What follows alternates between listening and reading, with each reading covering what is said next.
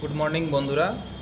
আজকে আমরা কেন্দ্র সরকারের আমাদের বর্তমান কেন্দ্র সরকারের আয়ুষ্মান ভারত প্রকল্পের যে ফর্মগুলি সরকারি প্রতিনিধিরা এই আশাকর্মী দিদিরা দিয়ে যাচ্ছেন বাড়ি বাড়ি, সেই ফর্মটা কীভাবে ফিল আপ করবেন সেটা আমি আজকের ভিডিওতে আপনাদের দেখাবো।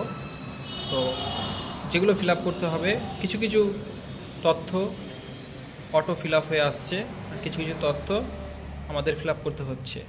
তো কী কী ফিল আপ করতে হচ্ছে সেগুলো আপনাদের এই ভিডিওতে আমি হাইলাইট করে দেখাচ্ছি। প্রথমেই আপনি এখানে তারিখটা বসিয়ে দেবেন, যে তারিখে আপনি জমা দিচ্ছেন। তারপরে এগুলোতে আপনার আধার নাম্বার, আবেদনকারীর নাম, রেশন কার্ড নাম্বার এগুলো দেওয়া থাকছে কিছু কিছু ফর্মে, ম্যাক্সিমাম ফর্মেই দেওয়া থাকছে, সেগুলো আর আপনাদের বসাতে হচ্ছে না। আমি এগুলো সিকিউরিটির জন্য হাইড করে দিয়েছি। এরপর রেশন কার্ডের বিভাগ, সেটিও দেওয়া থাকছে। না দেওয়া থাকলে আপনি আপনার রেশন কার্ডটি দেখে টিক করে দিবেন কোন ক্যাটাগরি রেশন কার্ড আপনার আছে। এবার কারো কারো ফর্মে আধারে যে ফোন নাম্বারটা নথিভুক্ত আছে সেই ফোন নাম্বারটা প্রিপ্রিন্ট হয়ে আসছে। এবার যদি আপনারটা না এসে থাকে তো আপনি এখানে বসিয়ে দিবেন। এবার লিঙ্গটা আপনি দিয়ে দিবেন যদি না থাকে, জন্ম তারিখটা না থাকলেও বসিয়ে দিবেন, ম্যাক্সিমাম থাকছে এগুলো।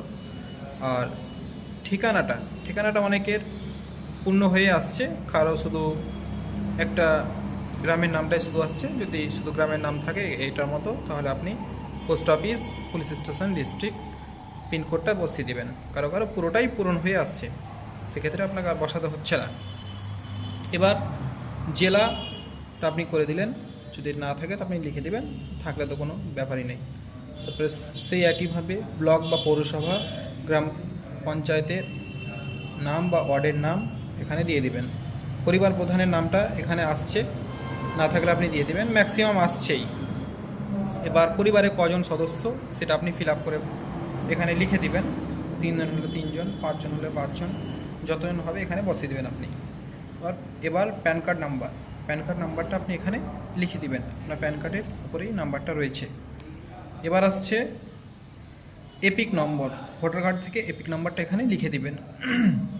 এবার আসছে আপনার এসি নম্বর, এটার মানে হলো আপনি কোন বিধানসভার অন্তর্গত, সেই বিধানসভা নাম্বারটা, যেরকম আমি 50 মালদা এসছি সেটা বসিয়ে দিলাম। এবার পার্ট নাম্বারটা কত, মানে বুথ নাম্বার কত আপনার।